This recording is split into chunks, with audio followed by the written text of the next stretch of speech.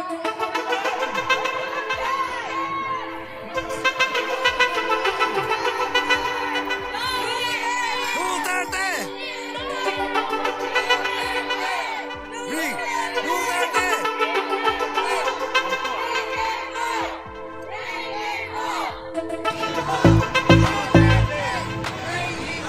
po ninyo, meron pa ba kayong mga pulis na nakagayad po sa amin.